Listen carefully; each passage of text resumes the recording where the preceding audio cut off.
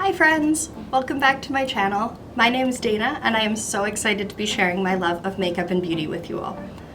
Today I thought I would do a little easy chatting video where we talk about the brands or products that are on my wish list for 2021, the types of things I want to try or the things I'm keeping my eye out for. Now, I have tried a lot of makeup. I have a fairly large collection, particularly for someone who is new to YouTube, so I don't need any more makeup. I have more makeup than anyone could ever possibly need. That being said, there are a lot of things I'm really excited about. There are brands that I'm really interested in trying, and there's products that I am just desperately waiting for them to come back in stock. So I thought I would talk about those today.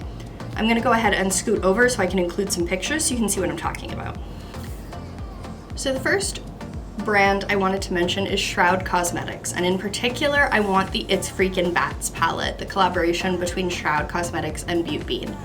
I love this color story, these sort of rich bluey greens and the purples, and I think this palette is gorgeous. I want it so badly. I know Shroud Cosmetics is planning to restock this palette and planning to bring it back to the site as soon as they can. So I'm just sort of biding my time, waiting for it to become available. And probably as soon as it becomes available, I am going to pop it in my cart. I think Beaute Bean did an amazing job with this palette. The colors are just gorgeous, and every review I've seen of it so far has been incredible. The next brand I want to try is Nabla Cosmetics. Now, particularly, I want to try their eyeshadow formula because I've heard so many amazing things about it.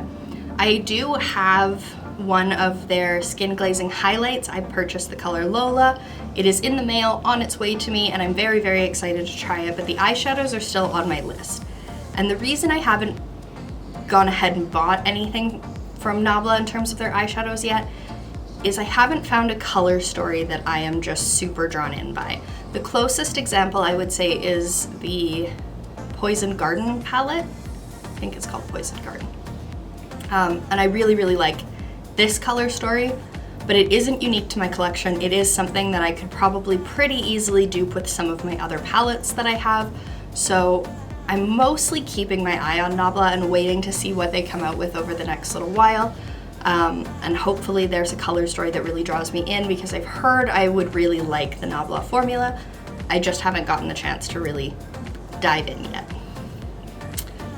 The next one on my list is actually a specific product. I want the You Beauty palette by Glaminatrix. This is an Australian indie brand, and I love this color story. I think it's just gorgeous.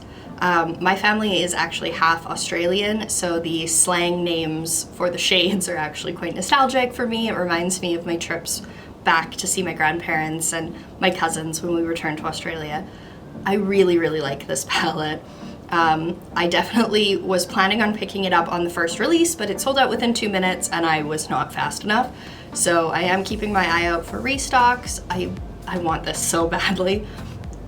It is a very expensive palette overall, but as has been pointed out to me a few times, when you break it down per shadow, you're actually only spending, $6 to $8 a shadow, depending on your conversion from Australian to your currency, which isn't a bad deal for individual handmade pressed shadows.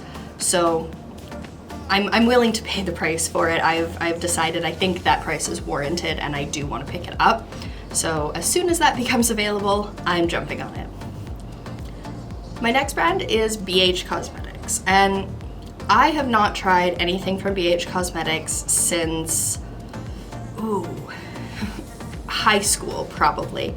I remember it being really cheap, but not very good.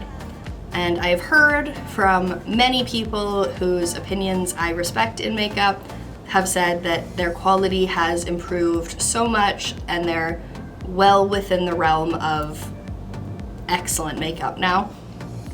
And I really want to try them. So I have picked up the BH Cosmetics Avocado Toast palette.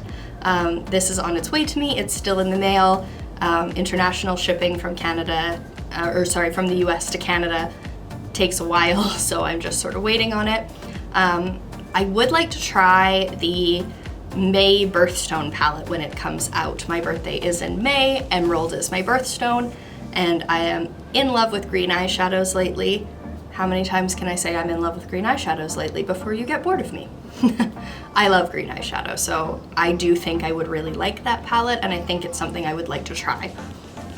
So that's probably going to be on my list in May, but I'm interested by the brand. I'm interested in an affordable brand with such excellent quality. I love ColourPop, and I'm hoping BH Cosmetics can sort of bring that same intensity and vibrancy to their shadows that I have come to expect from my ColourPop shadows as well. The next brand on my list is Glamlite. Now, I have really liked a lot of the Glamlite color stories. Particularly, I really liked the donut palette, the pie palette, the cake palette is gorgeous. The reason I haven't jumped on Glamlite yet is because I am into small, easy to store flat palettes. And Glamlite's packaging can be very bulky. The donut palette, the burger palette, they're like squishy on the top. So they're quite difficult to store. Things don't stack well on top of them. The cake palette is large. They're just not the packaging that I ideally look for, particularly knowing that I am moving internationally in September, and I don't want to have to pack a palette the size of a smaller suitcase to try and move with it. So it's entirely the packaging from Glamlite that is preventing me from grabbing it, which I know is a little bit ridiculous. There are smaller palettes, there are ways to store things, and so I'm definitely keeping my eye on the brand. I probably will bite the bullet and just grab something from them this year. I really, really want to try their formula. I've heard amazing things. I've seen some beautiful looks with them.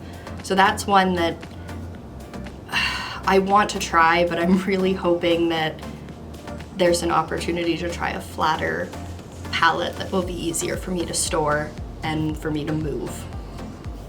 Now, Melt Cosmetics is a brand that I have tried some products from so far. I have several of their gel liners, I have some cheek products, and I have an eyeshadow palette. And I love the eyeshadow palette. I have the 420 palette. I love that palette. I was absolutely shocked when Angelica Nyqvist put it at pretty much the bottom of her list for the palettes in 2020 she tried. And I sort of think that if that is the worst quality palette that Melt has, clearly I need to try the better ones because I love that palette, so they've got to get better from there, right? My reasoning for not having many Melt palettes is that I miss out on the launches. Melt is a brand that tends to stick to their limited edition very seriously. Once a product sells out, it rarely restocks, and I have missed out on most of the ones I wanted. I've really wanted the Beetlejuice Recently Deceased palette. I really wanted the Melt Vita palette, and I missed out. So that gives me a little bit of, makeup FOMO there. That's unfortunate, but I think I'm keeping my eye on Melt. I'm excited to see what they release. I would like to try some more eyeshadow from the brand, but it's not a brand that's brand new to me. I have tried it. I just want to try more. Another brand that has been on my wish list for quite a while is Lunar Beauty. That's with Manny MUA here on YouTube. I love everything he's come out with so far. The palettes have been beautiful, the highlighters look amazing, even the lashes look gorgeous, although I don't tend to wear fake lashes very often. And I just have never actually gone ahead and purchased anything, which is a little bit weird for me. I'm not usually the type of person that doesn't buy something that I really, really want. I work hard for my money, and I think I deserve to spend it how I decide. So I'm not sure what has held me back, but recently I did pick up the Moonspell palette. It is on its way to me again. It's in the mail somewhere. Hopefully it arrives soon. but I would like to try more from the brand. Strawberry Dreams looks beautiful. I want to try more from them. I'm really hoping that Moonspell blows me away. It's a palette I've wanted for quite a while.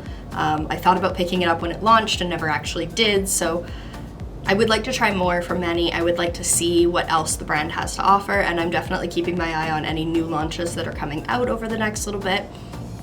I really, really hope it wows me. And the last one I want to mention is Sydney Grace Cosmetics. Particularly, I would love the Tiny Marvels palette with Mel Thompson. I don't know if this palette is restocking. I can't find any information online that confirms or denies whether they will be restocking, so I'm hoping it's coming back, but I really like this palette. And when I first saw it, I wasn't that interested. It looked quite pastel. I didn't think it was going to be the types of colors that would really suit me or that I would really like, but the more reviews I've seen, the more I'm like, oh no, I need this palette. So I'm really, really hoping it comes back, but even if it doesn't, I would like to try some other palettes from Sydney Grace or some of the singles. I've heard amazing things about the eyeshadows, and honestly, it looks incredible. So, huge congrats to Mel Thompson. She did an amazing job with that collaboration, and I think if I can get my hands on it, I think I'd really like it. So those are the brands or products that are on my wish list for 2021. I'm really interested to hear what you guys have on your wish list, or what you think I should have on my wish list. Is there something I'm missing out on that I haven't even considered yet? Let me know in the comments down below, and otherwise I will see you in my next video. Bye!